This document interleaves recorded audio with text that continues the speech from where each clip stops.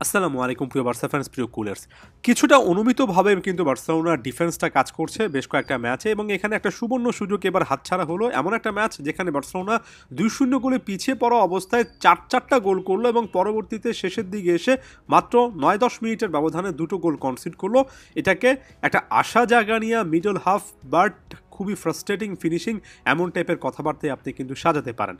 দেখুন, আগেও বলেছি ম্যাচ প্রিভিউ ভিডিওতে, আমার কাছে মনে হয়েছিল যে বার্সেলোনা বনাম অ্যাথলেটিকো মাদ্রিদের মধ্যকার এই সেমিফাইনালের এনকাউন্টারটা শেষ পর্যন্ত ডিসাইড হবে সেকেন্ড লেগে গিয়ে। বার্সার জন্য একটা বড় রকমের সুযোগ ছিল ফার্স্ট লেগে কিছুটা হলো এগিয়ে থেকে শুরু করা। যেভাবে বার্সা ম্যাচটা শুরু করেছে সেই তুলনায় রেজাল্টটা আপনি যদি দেখেন তাহলে হয়তোবা মনে করবেন যে শেষ পর্যন্ত 4-4 ব্যবধান ড্র করাটা বার্সার জন্য ভালো কিছু। তবে যারা আসলে মাঝখানের পিরিয়ডটা দেখেছেন, বিশেষ করে 15 মিনিট থেকে প্রায় আওয়ার মার্ক পর্যন্ত বার্সার খেলা দেখেছেন, তারা খুবই ফ্রাস্ট্রেটেড হবেন। কারণ বার্সার দিন শেষে এমন একটা ম্যাচে খুব ভালো একটা জয় পাওয়া উচিত ছিল, এবং বার্সার আসল ক্যারেক্টার হানসি ফ্লিকের ক্যারেক্টারটা অনেক বেশি করে এখানে শো হতো। যে জিনিসটা নিয়ে আমাদের ভয় ছিল শুরুতে সেটা হয়েছে। হুলিয়ান আলভারেস, আতোয়ান গ্রিজমান দুর্দান্ত ফর্মে থাকা অ্যাটলেটিকো মাদ্রিদের দুই অ্যাটাকারই কিন্তু বার্সার ডিফেন্সটা ভেঙেছেন।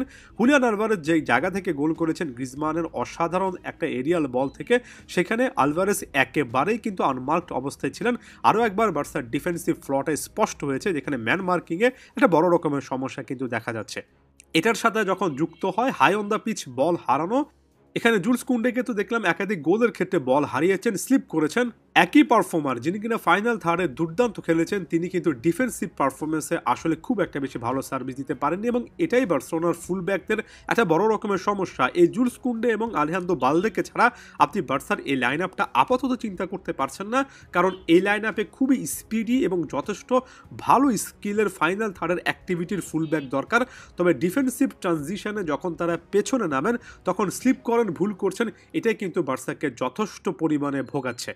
দ্বিতীয় গোলটার ক্ষেত্রে বার্সেলোনার বল লুজ করার পরে পুরো ম্যাচ জুড়ে লাগাতারভাবে রানিং করা, আরও একবার অফ দ্য বল মুভমেন্টে নজর কাড়া হুলিয়ান আলভারেজ অসাধারণভাবে আতোয়ান গ্রিজমানকে খুঁজে বের করেছেন, এবং আরও একটা অসাধারণ হাই ওয়ার্ক রেটের ম্যাচ খেলা আতোয়ান গ্রিজমান সে জায়গা থেকে ফিনিশ করে এসেছেন।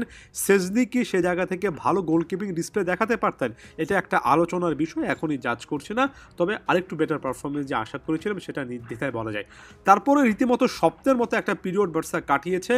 মাত্র কয়েক মিনিটের ব্যবধানে মনে হচ্ছিল যে বার্সেলোনা যদি দুটো গোল খায়ও প্রতিপক্ষের জারে 3-4টা গোল দেওয়াটা সময়ের একটা ব্যাপার বলে মনে হতে পারে। তবে এত কিছুর পরও বার্সেলোনা সুযোগগুলো মিস করেছে, সেটা আমি আগে বলে রাখছি। যেমন ফার্স্ট হাফে ফেরান তোরেস একাধিক ওপেন অপরচুনিটিগুলোকে কাজে লাগাতে পারেননি। সেকেন্ড হাফে লেভানডফস্কি একটা সুবর্ণ সুযোগ পেয়েছিলেন রাফিনার একটা দুর্দান্ত বল থেকে, কাজে লাগাতে পারেননি। আরেকটু প্রেসাইজ হলে হয়তোবা ম্যাচের রেজাল্টটা 4-2, 5-4, 4-3 এমনভাবে বার্সার পক্ষে আসতে পারত।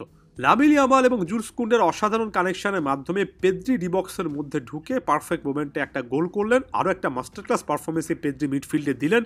এরপরে আমরা একটা মিনি রাফিনা শো দেখলাম। বার্সা খেলার মধ্যে যে আসলে রাফিনা কতটা ইনভলভ সেটা দুটো কর্নার কিক থেকে বোঝা গিয়েছে। প্রথমত কুবার্সিকে দিয়ে গোল করিয়েছেন, এবং কুবার্সি এখানে অসাধারণ একটা হেডার করেছেন, এবং ইনিয়াগো মার্টিনেজ যে জায়গা থেকে হেডে গোল করেছেন সেখানে রাফিনার সাথে ইনিয়াগো মার্টিনেজ একটা টেলিপ্যাথিক কানেকশন দেখা গিয়েছে। পুরো অ্যাথলেটিকো মাদ্রিদের ডিফেন্স লাইনে কিন্তু সুইচ অফ ছিল। রাফিনা এতটাই পারফেক্টলি কর্নারটা নিয়েছেন এবং মার্টিনেজ এতটা অসাধারণভাবে রানটা মেক করেছেন। ওই 3-2 স্কোর লাইন নিয়ে বার্সা যখন ফার্স্ট হাফ শেষ করে আত্মবিশ্বাসে এতটাই টৈটম্বর বার্সা ছিল যে অ্যাথলেটিকো মাদ্রিদের ফিরে আসার চান্সেস অনেক কম ছিল। তবে হাইল্যান্ড ডিফেন্সে অনেক যেমন সুবিধা আছে, এ ম্যাচে যেমন আপনি অফসাইড ট্র্যাকে প্রতিপক্ষ প্লেয়ারদেরকে বারবার আটকেছেন, তেমনি সমস্যাও কিন্তু আছে। তবে সেটা যাই হোক, সেকেন্ড হাফে লামিন ইয়ামালের সৌজন্যে দুর্দান্তভাবে বার্সা শুরু করে। একটাবার ইয়ামাল তো আসলে পেনাল্টি কি ডিবক্সে পেতে পারতেন, এটা একটা প্রশ্নের জায়গা। তবে সেটার জন্য অপেক্ষা করতে হয়নি। 74তম মিনিটের সময় লেভানডফস্কি যে ট্যাপিন থেকে গোল করেছেন, সেখানে লামিন ইয়ামাল তো একেবারে পুরো গোলটা নিজেই করে ফেলছিলেন। অসাধারণ ডিবলিংয়ে ডিবক্সের মধ্যে প্রতিপক্ষ ডিফেন্ডারদেরকে বোকা বানিয়েছেন। ম্যাচের 75 মিনিট পার হয়ে গিয়েছে, আপনি 2 গোলের কুশন রাখছেন, কিন্তু তারপরে বার্সা যেভাবে কলাপস করলো, যেভাবে ডিফেন্সে বারবার বল হারানোর পরে ব্যাকট্র্যাক করতে গিয়ে গোল কনসিড করলো, যেভাবে ম্যান মার্কিংয়ের জায়গা থেকে আসলেই খারাপ খেললো, সেটা কোনোভাবে মেনে নিতে পারছি না।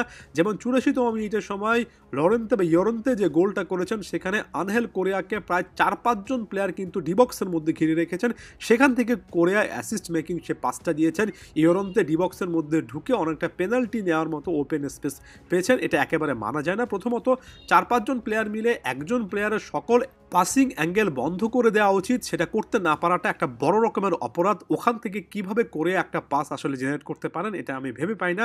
এবং পরবর্তী সময়ে একেবারে ইনজুরি টাইমে গিমেনেজের একটা লম্বা পাস ধরে যখন লিনো জুলস কুন্ডে সে স্লিপটার ভুলে সুযোগ নিলেন এবং আলেকজান্ডার সরলটকে যে জায়গা থেকে গোল করালেন, শেষ মুহূর্তে এসে বার্সার ডিফেন্সকে এতটা ছন্ন ছাড়া দেখার সবচেয়ে বড় ভয়ঙ্কর ব্যাপার কি জানেন? কারণ দিন শেষে আপনার ফাইনাল থার্ড যতটাই অ্যাক্টিভ হোক না কেন, এটা একটা প্রতিষ্ঠিত সত্য যে আপনার ডিফেন্স আপনাকে ম্যাচ জেতাবে। ডিফেন্স যখন কাজ না করে, একই ম্যাচে যখন একই ভুল বারবার করে, তখন ভয়টা থেকেই যায় যে আপনি যতই ভালো ফাইনাল থার্ডের ফুটবল খেলেন না কেন, ডিফেন্সিভ এররের কারণে নকআউট ম্যাচগুলোতে, বিশেষ করে চ্যাম্পিয়ন্স লিগে আপনাকে আরও একবার বাধার সম্মুখীন হতে হবে। তাই দিন শেষে হানসি ফ্লিকের সামনে এই ডিফেন্সটাকে নিয়ে কাজ করার অনেক সুযোগ আছে। বার্সেলোনার পরবর্তী ম্যাচ কোপা দেল রে সেমিফাইনাল সেকেন্ড লেগ অ্যাটলেটিকো মাদ্রিদের মাঠে হবে, কঠিন একটা ম্যাচ। এখনই হাল ছেড়ে দিচ্ছি না, তবে এই পারফরমেন্সে কিছুটা যে হতাশ সেটা আর গোপন করলাম না। আদিওস ভিস্কা এল বার্সা।